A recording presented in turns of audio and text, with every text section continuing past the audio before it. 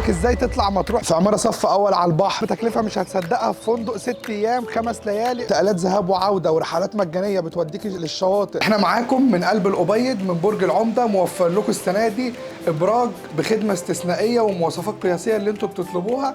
النهارده في الابيض هتلاقي قدامك الشاطئ، قدامك الميه تقدر تستمتع بيها طول فتره اقامتك. دور عباره عن شقتين، الاثنين بيشوفوا البحر فانت بتقدر تستمتع. ده اول نموذج معانا.